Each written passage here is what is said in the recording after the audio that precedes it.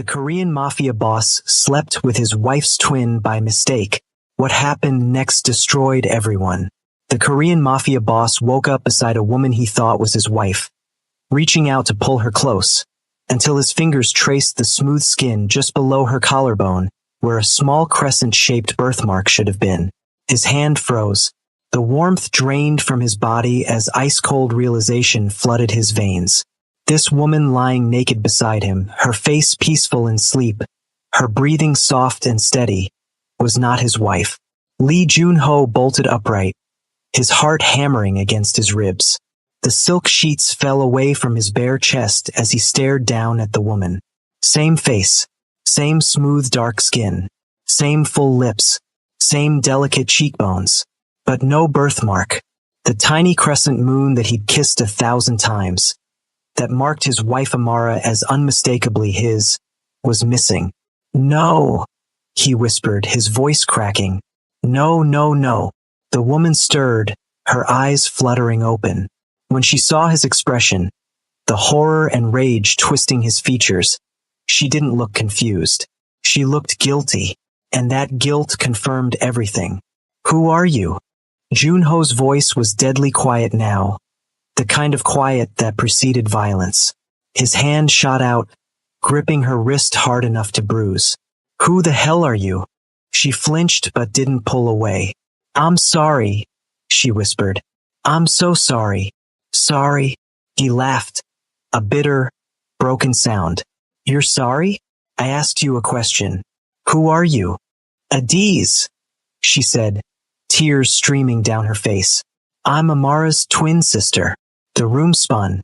Junho released her wrist and stumbled backward off the bed, his mind racing.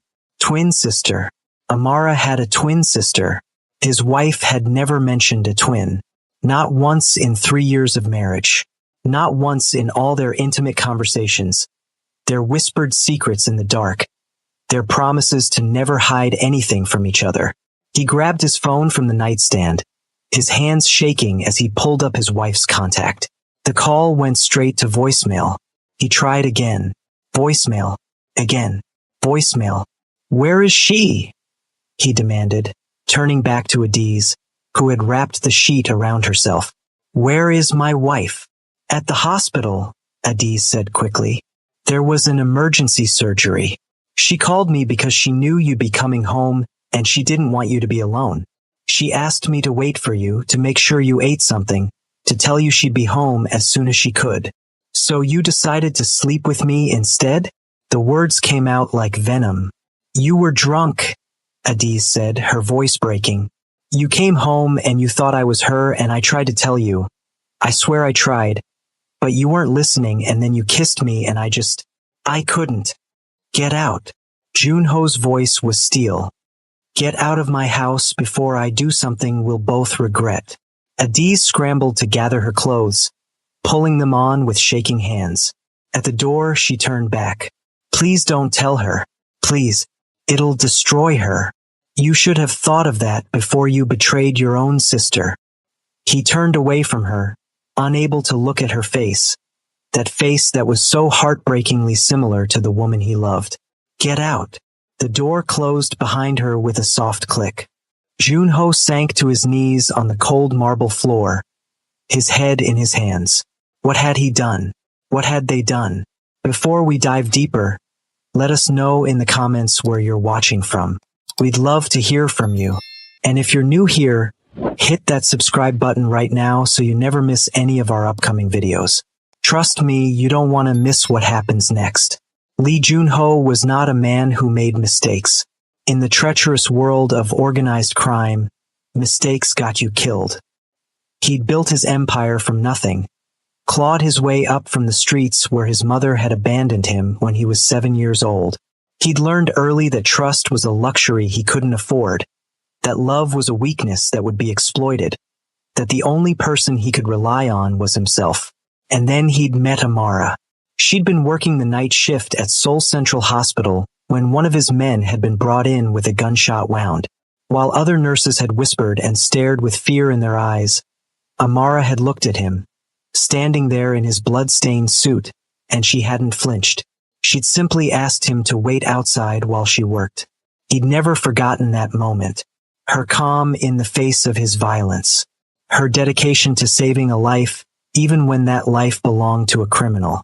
Her hands, gentle and sure as they worked to stop the bleeding. He'd come back the next day, and the next, not to check on his man but to see her, to watch her move through the hospital corridors with quiet grace, speaking softly to patients in Korean she'd learned just for them, her African accent adding a musical quality to the harsh consonants. To see her smile, rare but devastating when it appeared. It had taken him 3 months to convince her to have coffee with him. 6 months before she agreed to a proper date. A year before she said yes to his proposal, despite knowing exactly who and what he was. "You're a dangerous man, Lee Jun-ho," she'd told him the night he proposed, her dark eyes serious. "But I don't think you're a bad man. I think you're a man who never learned what love looks like. So I'm going to show you." And she had. For 3 years, Amara had shown him what it meant to be loved unconditionally. She'd softened the sharp edges of his cruelty, reminded him that mercy wasn't always weakness, that there were lines even monsters shouldn't cross. She'd made him want to be better, not for himself, but for her. And he just destroyed it all. Jun-ho forced himself to his feet, stumbling to the bathroom. He turned the shower to scalding and stood under the spray until his skin turned red, trying to wash away the feel of wrong hands, wrong skin, wrong woman. But no amount of water could cleanse what he'd done. His phone buzzed. Amara. Finally. "Hey, love." Her voice was tired but warm through the speaker. "I'm so sorry. The surgery took longer than expected. I'm on my way home now. Did Adiz wait with you? Did you eat?" Jun-ho closed his eyes, water streaming down his face, mingling with tears he wouldn't acknowledge. "She was here. Good. I'm glad you weren't alone. I know you hate when I work nights." There was love in every word, trust, faith in him that he just shattered into a million pieces. "Amara," he started, then stopped. What could he possibly say? How could he explain? "I'll be home in 20 minutes, she said.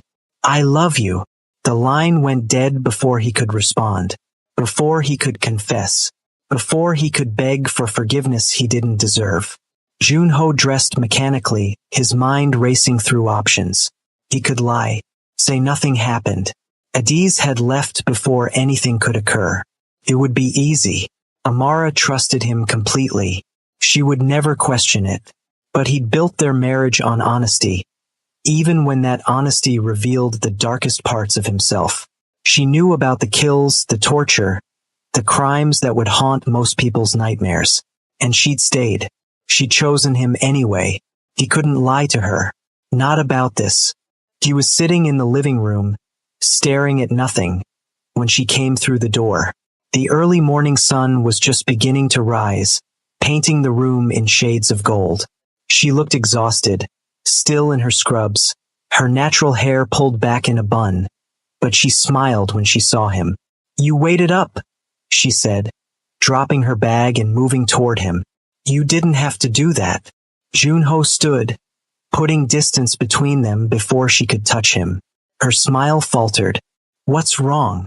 Amara asked, her voice immediately alert, concerned. She was a nurse. She was trained to spot the signs of distress. "Jun-ho, what happened? Why didn't you tell me you had a twin sister?" The question came out more accusatory than he'd intended. Amara froze, her expression shifting from concern to something complicated, something painful. "How did you? Adiz told you?" "She didn't have to tell me. I figured it out." He couldn't look at her. "Why did you hide this from me, Amara? We promised no secrets." She sank onto the couch, her hands clasped tightly in her lap. "Adiz and we haven't been close in a long time. Since before I came to Korea. She made choices I couldn't support, got involved with people I couldn't condone. We're twins, but we're nothing alike. I didn't tell you because there was nothing to tell. She wasn't part of my life. Until last night." "Until last night," Amara agreed. She looked up at him, her eyes searching his face. She called me a few months ago, said she wanted to reconnect, to make amends. I was skeptical, but she's still my sister, my twin, half of my soul even when we're broken. So when she asked if she could visit, I said yes. I was going to introduce you two properly, but then the emergency happened and She trailed off, studying him more carefully now. Junho, why do you look like someone died? What happened? He finally met her eyes. I thought she was you. The silence that followed was deafening. He watched as understanding slowly dawned on Amara's face, watched the color drain from her dark skin, watched her eyes widen with a horror that mirrored his own from hours before. No, she whispered. No, please tell me you didn't. I was drunk. I came home and she was here and I didn't look closely enough, and by the time I noticed the birthmark was missing, he couldn't finish the sentence.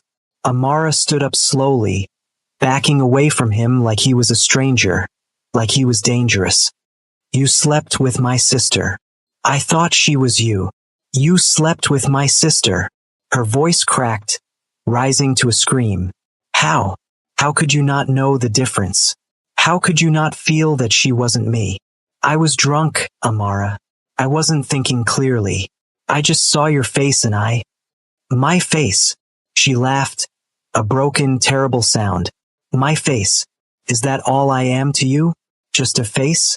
3 years of marriage and you can't tell the difference between me and someone who looks like me. That's not fair. Fair. Amara's hands were shaking. You want to talk about fair? I trusted you with everything. My heart, my body, my life. I defended you to everyone who said I was crazy for marrying a gangster. I ignored my family's warnings, my friends' concerns. I stood by you through every dark thing you've ever done because I believed you were different with me. That I was different to you. You are different. You are everything. Then how could you do this? The tears came then, streaming down her face.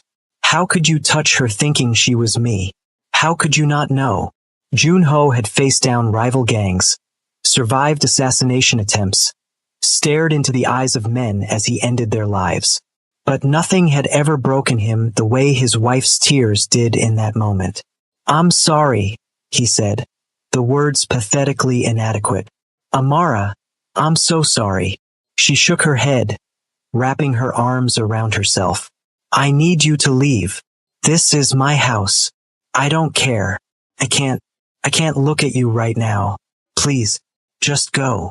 Junho wanted to argue, wanted to stay and fight for her forgiveness, but he could see that she needed space. So he grabbed his jacket and walked out, leaving his wife sobbing in the living room of the home they'd built together. If you're feeling the intensity of the story, do us a favor and smash that like button. And comment below. Team Junho or Team Amara? We're reading every single comment. The next 3 weeks were hell.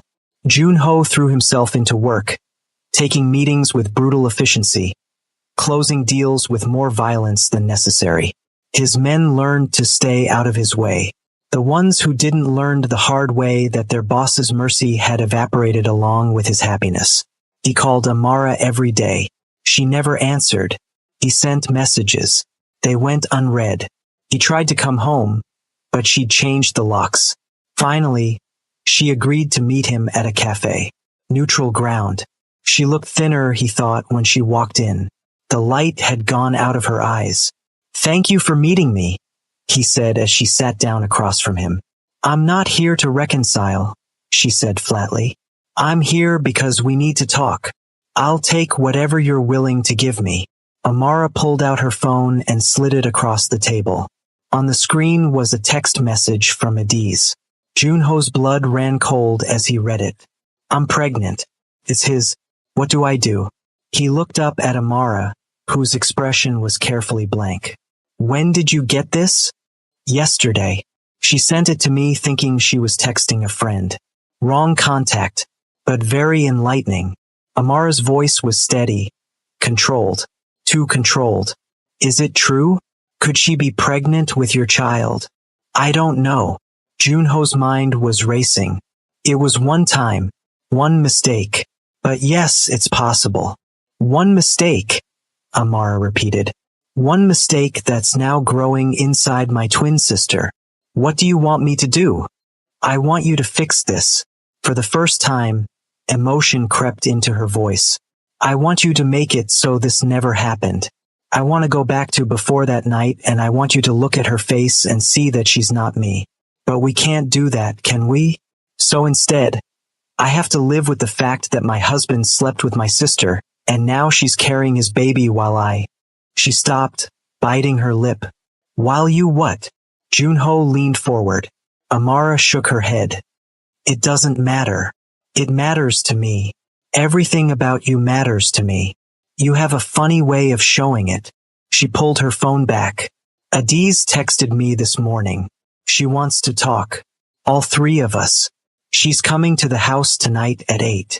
I'll be there. I know you will. Amara stood to leave, then paused. Junho, I need to know something. If I forgive you, if I find a way past this, will it be enough? Or will you just hurt me again? I would rather die than hurt you again. You say that now. She walked away without looking back. That evening, Junho arrived at the house at 7:30. Amara let him in without a word, without a touch. They sat in the living room in tense silence, waiting.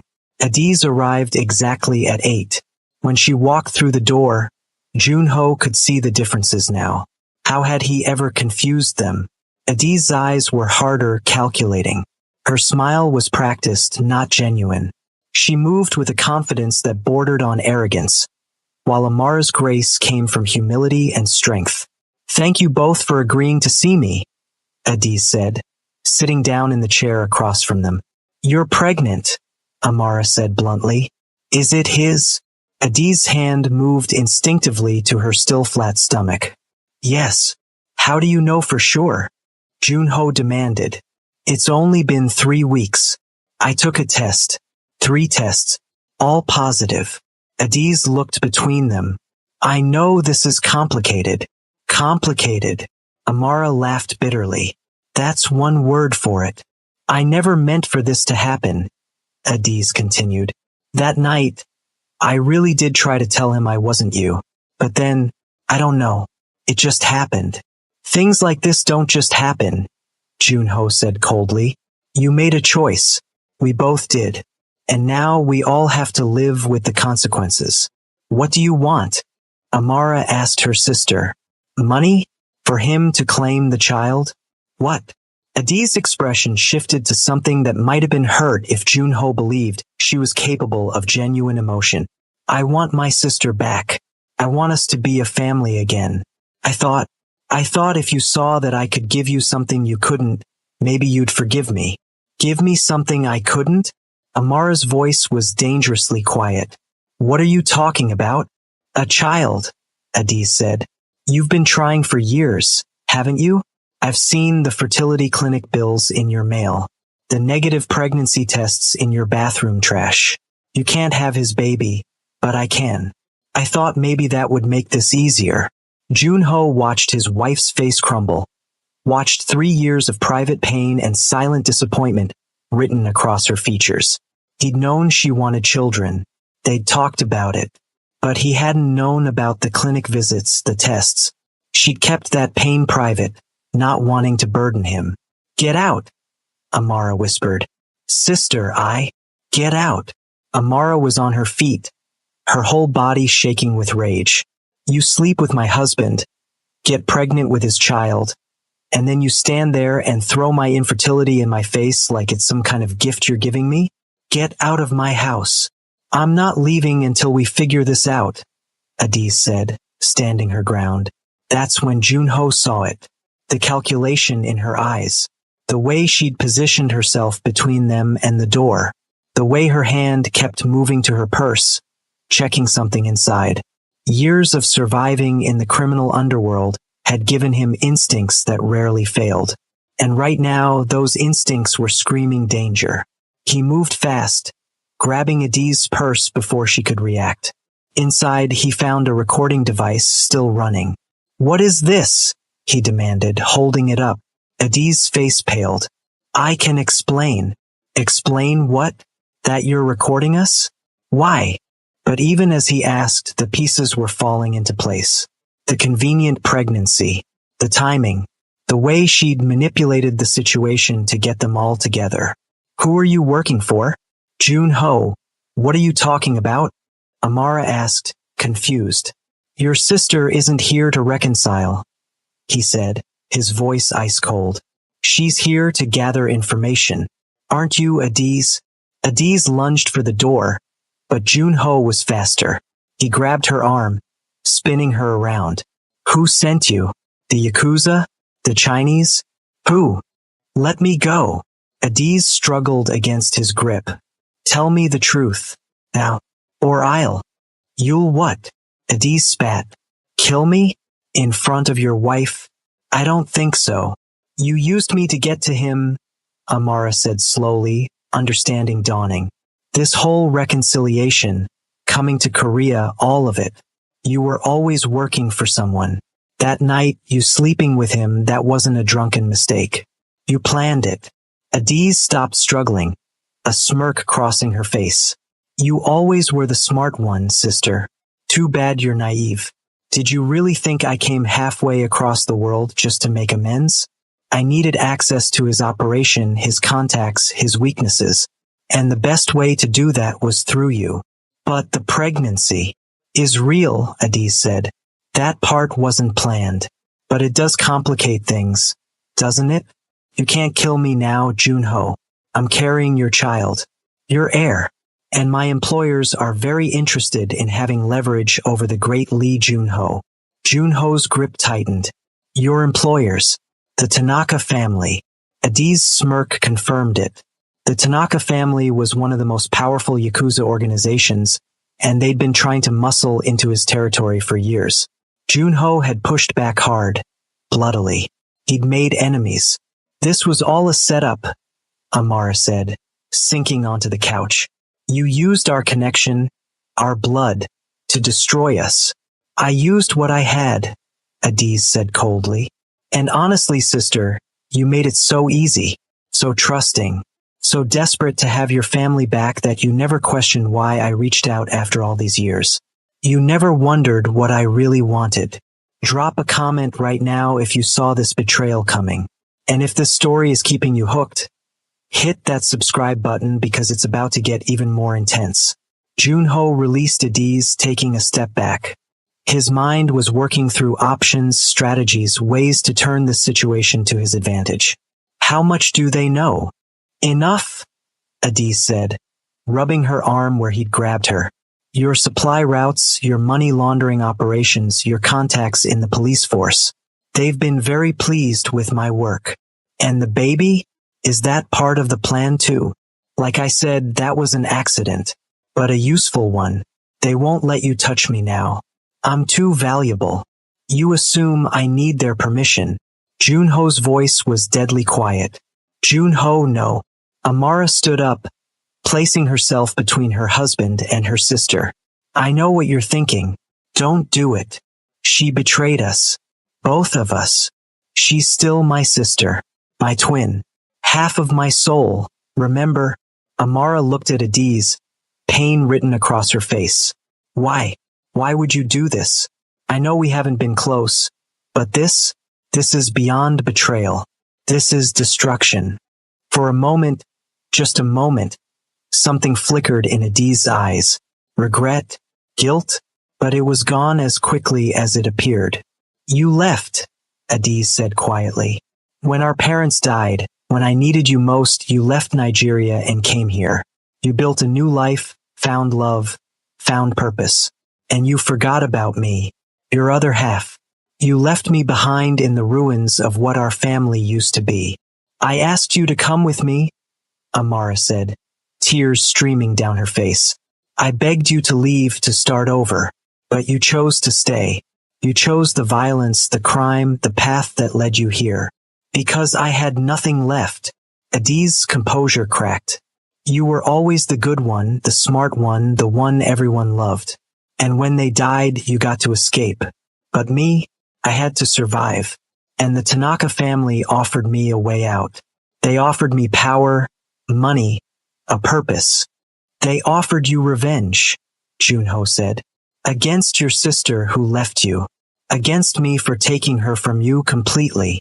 Adiz didn't deny it. So what now? Amara asked. You've gathered your information. You're pregnant with his child. What's the endgame here, Adiz? Do you kill us? Do you destroy his empire? What? I don't know, Adiz admitted. That's up to the Tanaka family. I'm just the weapon they're using. Then you're a fool, Junho said. The Tanaka family doesn't keep weapons once they've been used. They discard them. And right now, you've outlived your usefulness. I have insurance, Adiz said, but her voice wavered slightly. The baby won't save you. They'll take the baby and dispose of you. That's how this world works. Junho moved closer. But I'm going to give you one chance. One opportunity to make this right. Tell me everything. Every detail of their operation, every plan they have, every piece of information you've given them. Help me destroy them, and I'll let you live. And the baby? Adiz asked. Will be raised by its mother, Junho said. But you'll never see it again. You'll disappear, go somewhere they can't find you, and you'll never contact Amara again. That's not much of an offer. It's the only one you're getting. Take it or leave it. Adiz looked at her sister, searching for something. Amara?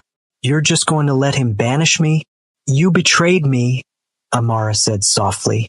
You slept with my husband, got pregnant with his child, and used me to destroy the man I love. You're my sister, my twin, and I love you. But I can't save you from the consequences of your choices. Not this time. The standoff lasted for what felt like hours but was probably only minutes. Finally, Adiz nodded. I'll tell you everything. But I want protection. Real protection. And money to start over somewhere far from here. Done, Junho said. Start talking. What followed was a 3-hour deposition of information. Adiz told them everything. The Tanaka family's plans to take over Junho's operations, their contacts within his organization, the mole they had planted in his inner circle. She gave them names, dates, locations. By the time she was done, Junho had enough information to wage a war. One more thing, Junho said as Adiz was preparing to leave. Where's my father? Adiz looked confused. Your father? I thought he was dead. That's what I told everyone. But he's not. He disappeared 20 years ago, and I've been looking for him ever since. The Tanaka family found him, didn't they? That's why they thought they could control me. I don't know anything about your father, Adiz said. I swear. Junho studied her face, looking for deception, but she seemed genuinely confused. Fine, get out. My men will escort you to a safe house. You'll stay there until after the baby is born. And then you disappear, like you never existed. After Adiz left, escorted by 2 of Junho's most trusted men, he turned to face his wife. Amara was sitting on the couch, her face buried in her hands. I'm sorry, he said, for all of this. Are you? She looked up at him. Because from where I'm sitting, this all worked out perfectly for you. You got information on your enemies, you're getting an heir, and you get to play the hero who saved us both. That's not fair. Nothing about this situation is fair, Junho. Amara stood up. I need time. Time to process everything. Time to figure out if I can forgive you. Time to decide if this marriage is worth saving. Is it? Worth saving? I don't know anymore. She walked toward the bedroom, then paused at the door. I loved you more than I've ever loved anyone. You were my whole world. But now when I look at you, all I see is the night you betrayed me. And I don't know if I can get past that. She closed the door behind her, leaving Junho alone in the living room of a house that no longer felt like a home. Over the next few weeks, Junho prepared for war. Using the information Adiz had provided, He systematically dismantled the Tanaka family's operations in Korea. Supply chains were disrupted. Contacts were eliminated. The mole in his organization was found and dealt with. It was brutal, bloody work. But Junho had never shied away from violence. In fact, in some twisted way, the violence felt cleansing. Every rival he eliminated, every obstacle he destroyed, it was like he was killing the part of himself that had betrayed Amara. But no amount of blood could wash away his guilt. Amara stayed in the house, but they lived like strangers. She slept in the guest room. They ate meals separately. When they did speak, it was about logistics, necessities, nothing personal. The only time he saw emotion in her eyes was when Adi's pregnancy updates came. Each ultrasound photo, each medical report, it was like a knife twisting in Amara's heart. She was watching her sister grow the child she couldn't have, the child that should have been hers. Then, 2 months after the confrontation, everything changed. Junho was in a meeting with his lieutenants when his phone rang. Unknown number. He normally wouldn't answer, but something made him take the call. "Mr. Lee," a woman's voice said. "We have your wife." His blood ran cold. "What?" "Amara Lee. We have her. And if you want to see her alive again, you'll stand down. You'll stop your attacks on the Tanaka family, and you'll surrender your operations to them. If you hurt her, you'll what? You're in no position to make threats. You have 24 hours to comply.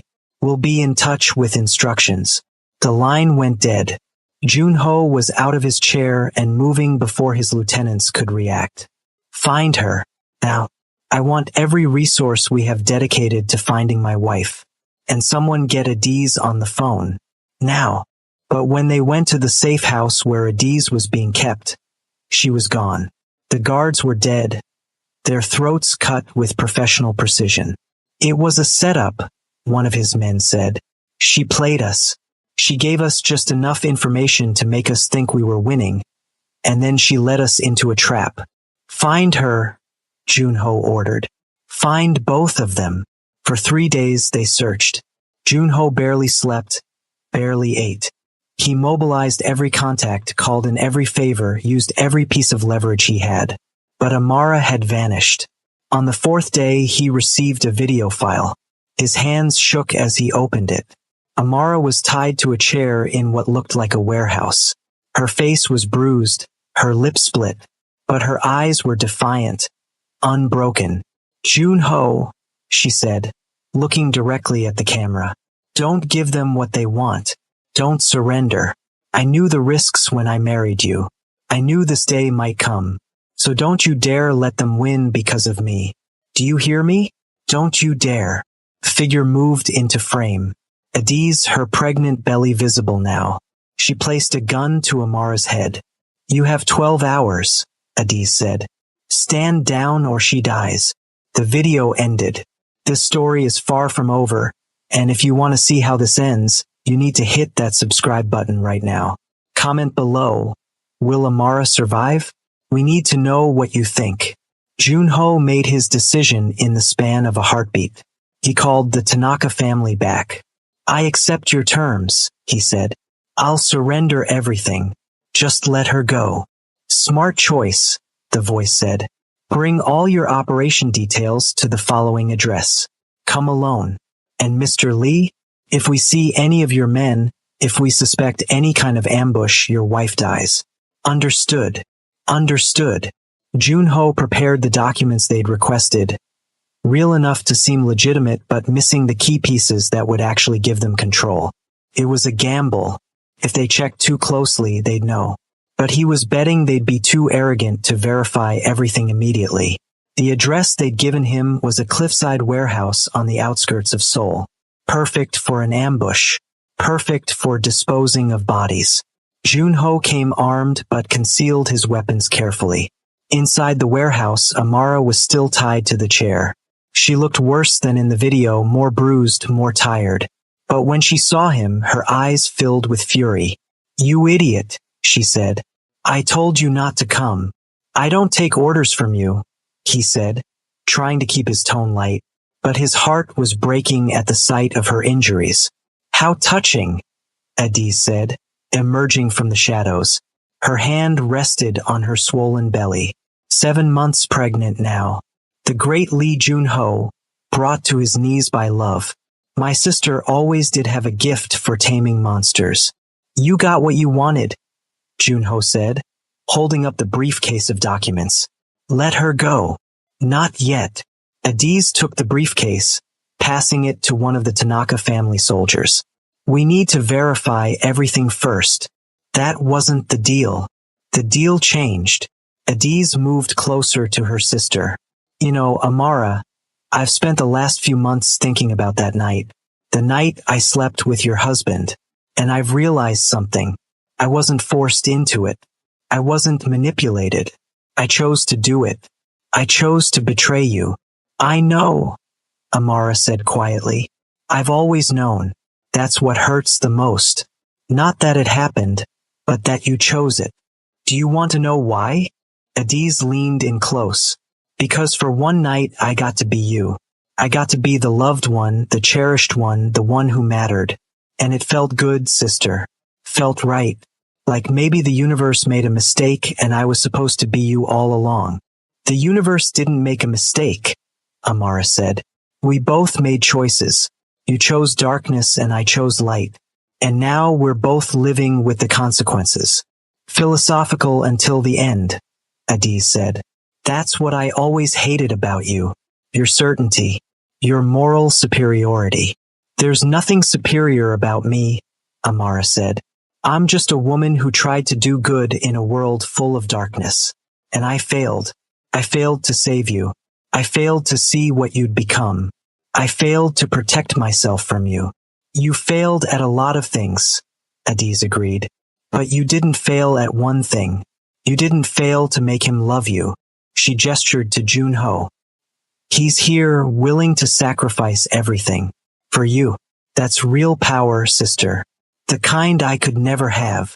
That's because you don't know how to love anyone but yourself, Amara said. Something flickered across Adiz's face. For a moment, she looked vulnerable, young, like the girl who had lost her parents and her sister all those years ago. But then the mask was back, harder than ever. The documents check out, one of the soldiers said, approaching with the briefcase. Everything's here. Good, Adiz said. Then we're done here. She raised the gun, pointing it at Amara. Wait! Junho lunged forward, but 2 soldiers grabbed him, holding him back. You said you'd let her go. I lied, Adiz said simply. She knows too much, and more importantly, as long as she's alive, you'll never stop trying to get revenge. This way is cleaner. Adiz, please, Amara said, looking up at her sister. I forgive you. For all of it. I forgive you. The words seemed to hit Adiz like a physical blow.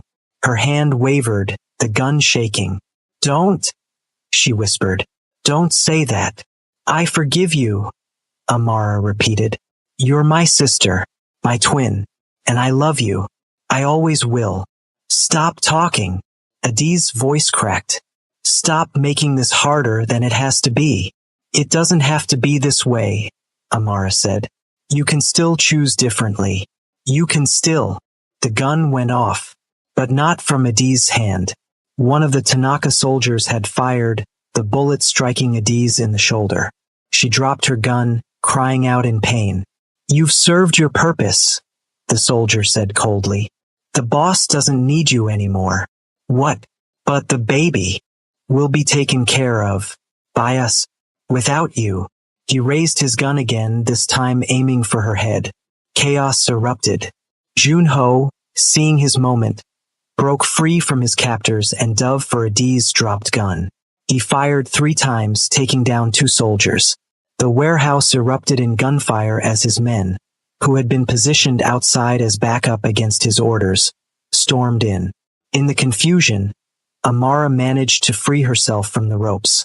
She grabbed Adiz, who was bleeding heavily from her shoulder, and dragged her toward the exit. Leave me, Adiz gasped. Just leave me. No, Amara said. You're my sister. I'm not leaving you behind again. They made it outside to where Junho's car was waiting. He was right behind them, providing cover fire. They piled in, and the driver took off, speeding away from the warehouse. In the back seat, Amara pressed her jacket against Adi's wound, trying to stop the bleeding. "Why did you save me?" Adiz asked, her face pale. "After everything I did?" "Because you're my sister," Amara said simply. "And because I meant what I said. I forgive you. I don't deserve your forgiveness. None of us deserve forgiveness. That's what makes it so precious when we receive it." They made it to a private clinic that Junho controlled. The doctor extracted the bullet and stabilized Adiz, but there were complications. The stress of the injury had triggered premature labor. 7 hours later, Adiz gave birth to a baby boy. He was small but healthy, with Junho's eyes and Adiz's nose. Amara held him first, tears streaming down her face as she looked at this tiny, innocent life that had come from such darkness. "What will you name him?" she asked Adiz, who was exhausted but alive. "I don't know," Adiz said. "I never thought I'd actually have him. Naming him makes him real." "He is real," Amara said softly, "and he deserves a name. He deserves love." Adiz looked at her sister, then at Junho, who stood in the doorway watching them. "I can't raise him," she said. "Not after everything. He deserves better than me." "What are you saying?" Amara asked. "I'm saying I want you to have him. You and Junho. Raise him as your own. Give him the life I can't." "Adiz." "Please," Adiz said. "It's the only good thing I can do. The only way I can make any of this right. Let me give you the child you couldn't have. Let me give him the mother he deserves." Amara looked down at the baby in her arms, then at her husband. Junho nodded slowly. "We'll take him," Amara said. "We'll love him and raise him and give him everything. But Adiz, you need to promise me something." "What?" "That you'll get help. Real help. That you'll leave this life behind and find a way to heal. Because you're still my sister, and I want you to have a chance at happiness. I don't know if I can." "Try," Amara said. "For me. For him. Try." Adiz nodded, tears streaming down her face. "I'll try." 2 months passed. Junho and Amara brought the baby home, naming him Jihoon. It meant wisdom and honor, a hope for the future that could rise from such a dark past. Adiz kept her promise. She entered a treatment program for trauma and addiction. She cut all ties with the Tanaka family, who had been decimated by Junho's counterattack after the warehouse incident. Slowly, carefully, Amara and Junho began to rebuild their marriage. It wasn't easy. The betrayal had cut deep, and trust was slow to return. But they were trying. For Jihoon, for themselves, for the love that had survived even when everything else had fallen apart. Then tragedy struck. Jihoon fell ill. It started as a simple cold but rapidly progressed into something worse. The doctors ran tests and delivered devastating news. A rare genetic condition, one that was terminal. Even with treatment, they gave him 6 months at most. Amara and Junho spent every moment with him. They held him through the bad nights, sang to him, told him stories, poured all their love into the short time they had. Adiz came to visit once, sober and clear-eyed for the first time in years. She held her son, this child she'd given away, and wept. "I'm sorry," she whispered to him. "I'm so sorry you got caught up in all of this. You deserved better. You deserved so much better." For months after his diagnosis, Jihoon passed away peacefully in Amara's arms. He was 6 months old. The funeral was small, just family and a few close friends. Adiz stood on one side of the grave, Amara and Junho on the other. 3 broken people united by grief and love and the memory of a child who had lived too briefly. After it was over, after everyone had left, Adiz approached her sister. "I'm leaving Korea," she said, "going back to Nigeria. There's a clinic there that needs nurses, and I thought maybe I could follow in your footsteps. Do some good for once. I think that's a good idea, Amara said. I'm sorry, Adiz said. For everything. For all of it. I know I've said it before, but I need you to know I mean it. Losing him. She couldn't finish. I know, Amara said. I know you do. Can you ever forgive me? Really forgive me? Amara was quiet for a long moment. Then she reached out and took her sister's hand. I already have. But Adiz, you need to forgive yourself. That's the hardest part. I don't know if I can. Then learn, Amara said gently. Learn how to live with what you've done. Learn how to be better. Learn how to love yourself enough to deserve the forgiveness you've been given. They hugged. These two sisters who had been broken and remade by tragedy. And then Adiz walked away. Amara didn't know if she'd ever see her again, but she hoped Adiz would find peace. If this story touched your heart, we need you to do something for us. Hit that like button, drop a comment telling us what you felt, and subscribe so you never miss another story like this. Your support means everything to us. 2 months after Jihoon's death, Amara woke up feeling nauseous. First, she thought it was grief. The grief that came in waves, that hit her at unexpected moments, that made the world feel hollow and wrong. But when the nausea persisted for a week, she took a test. Positive. She stared at the 2 pink lines, unable to believe it. After years of trying, after accepting that it would never happen, after losing Jihoon, now this, she told Junho that evening. He didn't say anything at first, just pulled her close and held her tight. Are you happy? She asked against his chest. I'm terrified, he admitted. After everything we've lost, everything we've been through, I'm terrified of hoping for this. Me too, Amara whispered. But maybe that's okay. Maybe being terrified means we understand how precious this is. The pregnancy was difficult. Amara was considered high risk due to her age and history. She had to be monitored constantly, had to rest more than she wanted, had to watch as Junho became increasingly anxious with every doctor's visit. But slowly, as the months passed and the baby continued to grow strong, they began to hope. They began to believe that maybe, just maybe, they could have this. In her 7th month, Amara woke up in pain. She was rushed to the hospital, and the doctors delivered the news. She was having twins. Twins. Amara laughed through her tears. Of course it's twins. It's appropriate, Junho said, squeezing her hand. Considering everything. Do you think this is Jihoon's doing? Amara asked. Some kind of blessing from beyond? I think, Junho said carefully, that we've been through hell and somehow found our way back to each other.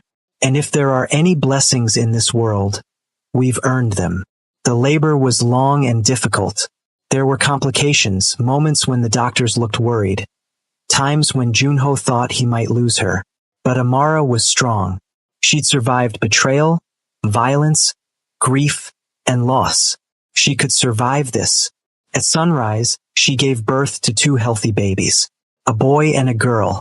They named them Jiwoo and Jihai, wisdom and grace. Holding her children, looking at her husband, Amara felt something she hadn't felt in a long time. Peace. Not the absence of pain, but the presence of hope. The understanding that even in the darkest moments, even when everything falls apart, there is a possibility for rebirth. From betrayal came death, Junho said softly, echoing words Amara had said months ago. But from forgiveness came life. Do you think we'll be okay? Amara asked. After everything, do you think we can really have this? A normal life? A happy ending? I don't know if we get happy endings, Junho said honestly. Not people like us, but I know we get moments. Moments of joy, of peace, of love. And maybe that's enough. Maybe moments are all anyone gets. Then let's make this moment count, Amara said, looking down at her sleeping children. Let's make all of our moments count. And they did. It wasn't perfect. They still had nightmares about the past. They still grieved for Jihoon. They still bore the scars of betrayal and violence. But they had each other. They had their children. And they had the understanding that love, real love, isn't about perfection. It's about choosing to stay, to fight, to forgive, even when everything inside you says to run. 6 months later, Amara received a letter from Nigeria, from Mediz. It was short, just a few lines. I'm doing better, working at the clinic, trying to be the person you always believed I could be. I think about Jihoon every day. I think about all of us. I'm sorry I couldn't be there to meet your twins, but I'm happy for you. Really happy. You deserve every bit of joy you've found. Thank you for never giving up on me, even when I gave up on myself. Your sister always, Adiz. Amara folded the letter carefully and put it in a box with Jihoon's things. Memories of pain and love, intertwined forever. That evening, as she rocked Jiwoo and Jihai to sleep, Junho came in and sat beside her. What are you thinking about? He asked. Redemption, Amara said, and how sometimes the hardest person to forgive is yourself. Have you forgiven yourself? Junho asked. For everything that happened? I'm trying, Amara said. That's all any of us can do. Try, and keep trying, even when it's hard, especially when it's hard. You're a better person than I am, Junho said. No, Amara said, reaching out to take his hand. I'm just a person who was loved well enough to learn how to love others. And you gave me that. Even with all your darkness, all your violence, all your mistakes. You gave me a love that made me want to be better. And that's everything. They sat together in the quiet of the nursery, listening to their children breathe, holding on to each other and the second chance they'd been given. Outside, the sun was setting over Seoul, painting the sky in shades of purple and gold. A new day ending, another one beginning, and in that moment, in that perfect, imperfect moment, they were happy. Thank you so much for staying with us through this incredible journey. If the story moved you, inspired you, or made you feel something, we need you to do 3 things right now. First, smash that like button. Second, leave a comment telling us what part of the story hit you the hardest. And third, subscribe to our channel because we have so many more stories like this coming your way. Your support means the world to us, and we can't wait to see you in the next video. Until then, remember, even in our darkest moments, there's always hope for redemption. Always.